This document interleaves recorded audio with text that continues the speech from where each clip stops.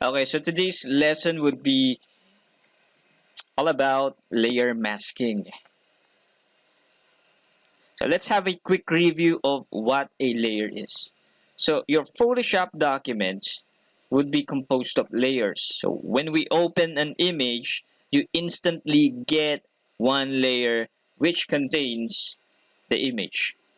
So here we have the layers panel, and we have one layer which contains our image. It's called the by default it's going to be the background layer, and it's gonna be locked. Okay, so if it's locked, you won't be able to do editing on the pixels. So I'm gonna unlock it, unlock that layer. I'm gonna grab the eraser tool and erase parts of the image.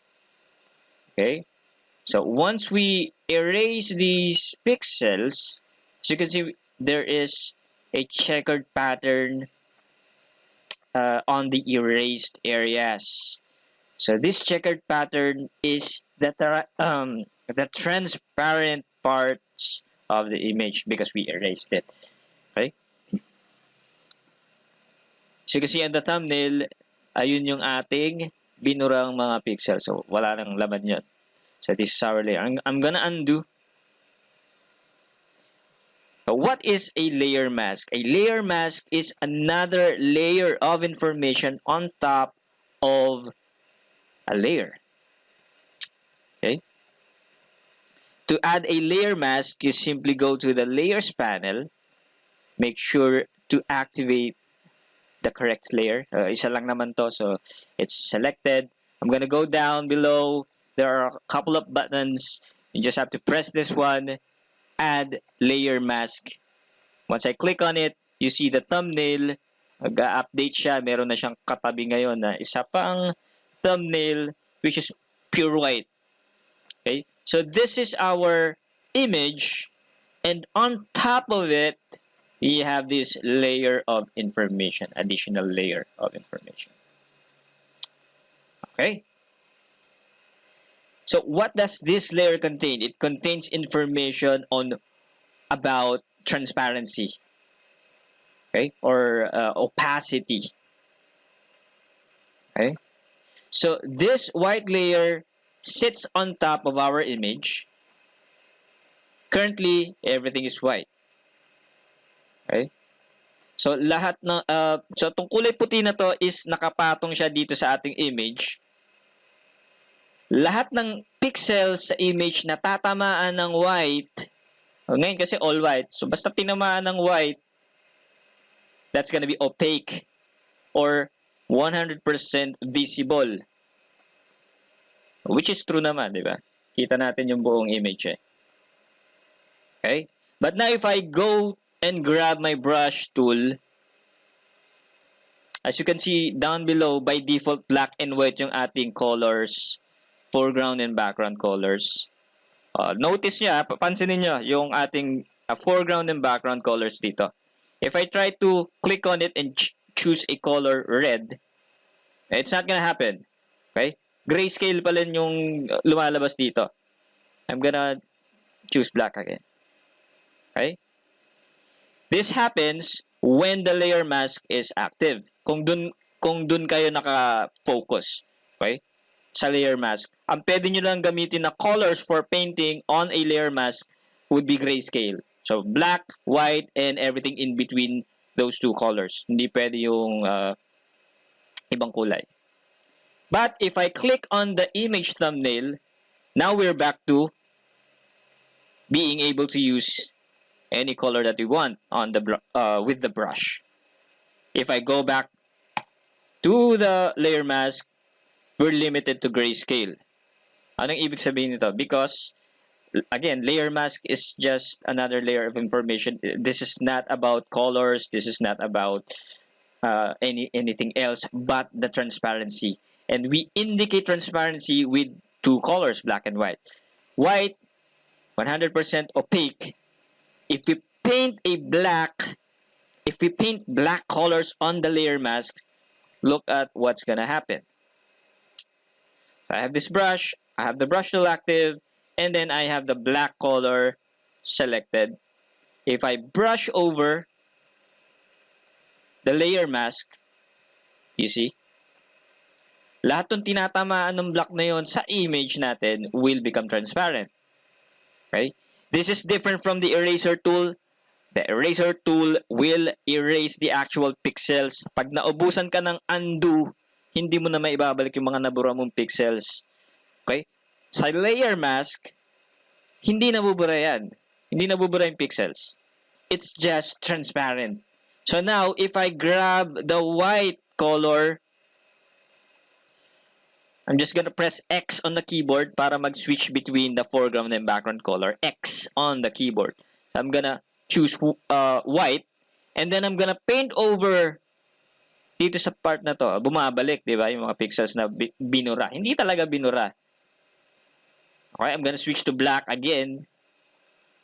Okay. So, compared to the eraser tool, this is more flexible kasi hindi talaga natin binubura yung pixels. We're just controlling the transparency. Okay. So, let's open another image. Open tayo ng ibang image. Apply ulit natin yung layer masking. So, this time, kuha tayo ng tao. Kuha tayo ng tao. Crop. Just looking for an image that has a subject. Wait lang. Ayan, ito. May tao. I'm gonna open this on a new tab. So, yung iba ginagawa, pag mag-e-extract ng tao, ng subject, is eraser tool. O, pwede naman. Syempre, it's gonna work.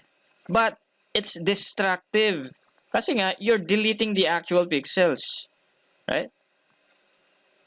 Paano kung gusto mo siyang ibalik sa dati? O, ayun nga, sa troubleshoot mo. Wala na yung mga pixels na binura mo. So, always, best practice natin is to make use of the layer mask. Okay? Ano yung kakombo ng layer mask? Selection tools. So, pag magaling ka mag-select, mas magiging accurate yung, mas magiging maganda, madami kang magagawa sa layer mask. So, I'm gonna grab, from the tools panel, I'm gonna grab the quick selection tool. Para siyang magic wand. I'm just gonna brush over inside this subject like this. Oh, hindi nakasama yung tenga. So, I'm gonna paint over the ears. Ears. Yan. Okay, so I think pwede na to for the lesson. So once you have an active selection, okay, and you have the correct layer selected, pag apply mo ng layer mask, matik yun. Lahat ng nasa loob ng selection natin will remain visible. Everything outside of the selection will have transparency. So let's apply layer mask. So now we extracted the subject. Okay? Again, hindi natin binura yung mga pixels. Nandiyan pa rin sila. Naka-hide lang dahil sa ating layer mask. Okay? Ito yung ating layer mask, sa layers panel. Lahat ng itim, lahat ng tinatama ng itim dun sa image will be transparent. White is visible. Now, if I grab a brush tool ulit tayo. Okay? White, visible, black, transparent. Okay, so if I paint black over our subject, ayan, nabubutas, I'm gonna undo. If I paint white, para mag-switch between colors, X lang, X key on the keyboard. I'm gonna paint white, bumabalik yung mga transparent pixels. Okay, so here you can use the brush to soften the edges, di ba? I'm gonna paint white over the edges. At may ibalik yung softness. Kung medyo hard yung pagkaka-extract niya. Okay, I'm gonna undo.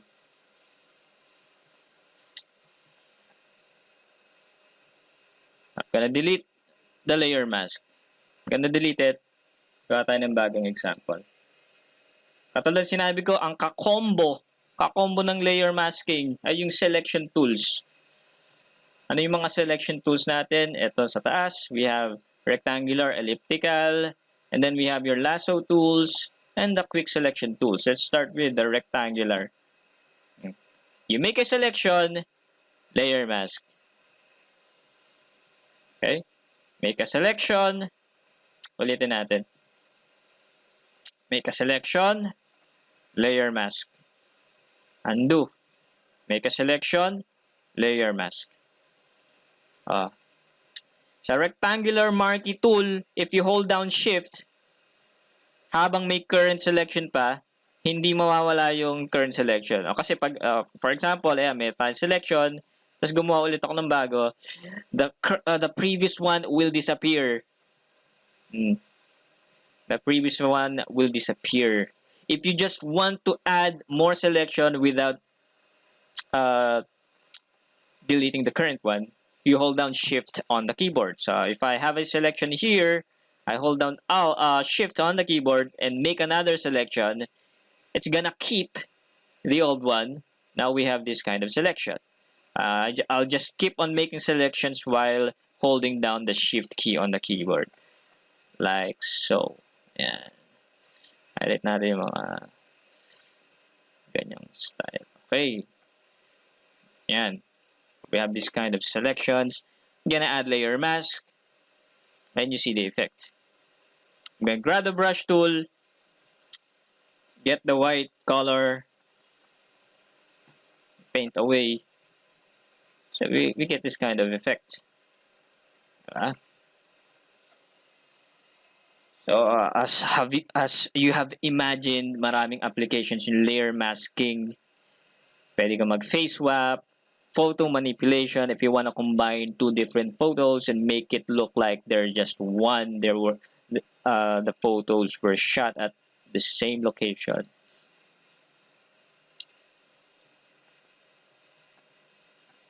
Okay, so sige, gawin natin yun. Kuha tayo ng bagong image.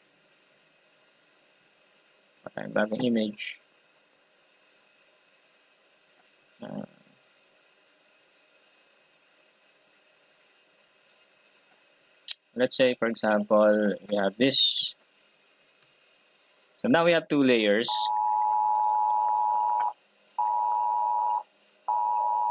Oh, may bagyo. Now we have two layers.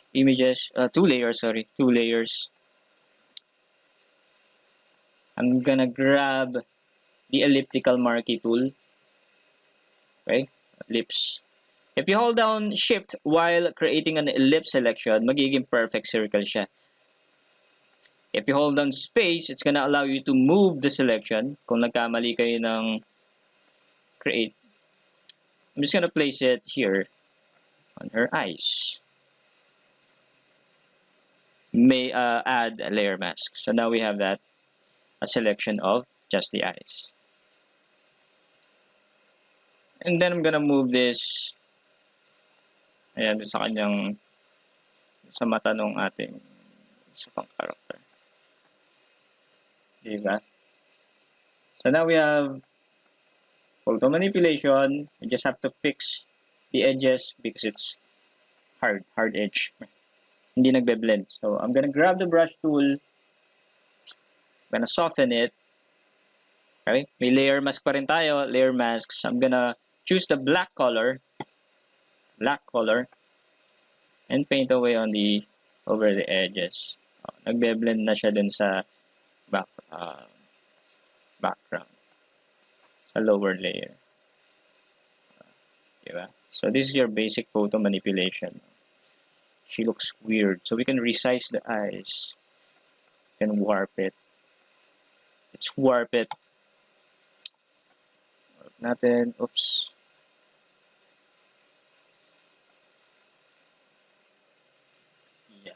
Hindi pala siya nag-warp.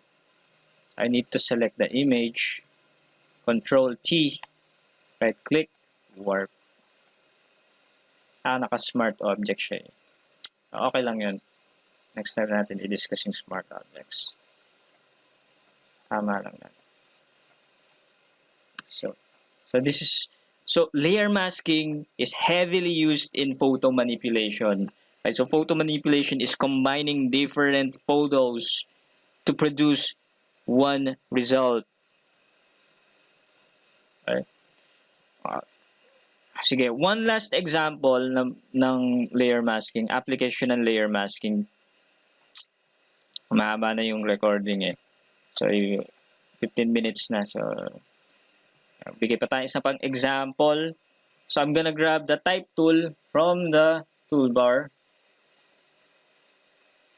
I'm gonna choose a thick font like impact. Makapal. Impact.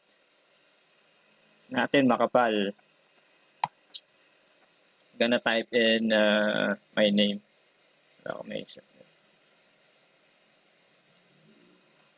Palakihin natin. It doesn't matter what color, hindi natin gagamitin talaga yung colors nitong ano. Ang kailangan lang natin dito sa text na to is yung kanyang shape. Yun lang ang habol natin dito sa text layer na to. Sa type layer na to. Yung shape. So we are gonna make a selection based on the shape of this word. This name, this type layer. Text layer ba tawag nila dito? Or type layer, text layer. How do we make a selection based on the text? Hold down Alt on the keyboard. Click once on the text layer thumbnail like this. Mali pala. Control. Ulit. Hold down Control on the keyboard and then click once inside the thumbnail of the text layer. Hindi dito dito. Dito dapat. Single click, it's gonna make a selection based on the shape of the text layer. Again, hindi talaga natin gagamitin tong text layer na to eh. So, nakuha na natin yung shape niya, i-hide ko na lang. Hindi natin kailangan yan. And now, I'm gonna select the layer that contains our subject, and then I'm gonna add layer mask. Right. So you see the effect. Okay. So this is layer mask. Magagamit pa rin natin yung brush tool. You can still paint over white and black. Diba? Hindi pa rin. So, ang daming pwedeng gawin with layer masking. Actually, when I discovered layer masking, it opened a lot of creative ideas for me back then. So, hopefully sa inyo din. Paano magtanggal? So, for example, ayaw niya na ng layer mask, hindi nagwo-work sa idea niya. So, yun na lang tanggalin. You just have to right-click on the layer mask and delete layer mask. Okay? So, some more troubleshooting. Let's say, ayan, layer mask, ang ine-edit nyo yung layer mask. But let's say you want to make adjustments on the image. Let's say you want to paint over the image. Hindi mo yun magagawa kapag nasa layer mask ka. You need to switch back to the actual layer. You simply click on the other thumbnail. Pag yun na yung active na thumbnail, now you can use your colors. You can paint over. Okay? Paint over. Now, if you want to go back to editing the layer mask, you simply click on the thumbnail of the layer mask. Now we're back to painting black and white.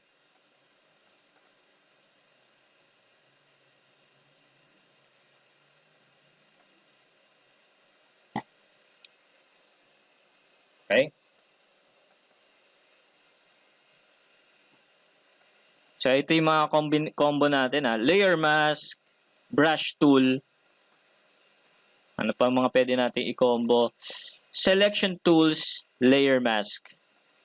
So, hopefully, magamit nyo ito sa post para ma-improve yung poster na ginagawa nyo. And sa darating na interim, magamit nyo rin itong layer masking. So I think this is it for today's lesson, and I'll see you next meeting.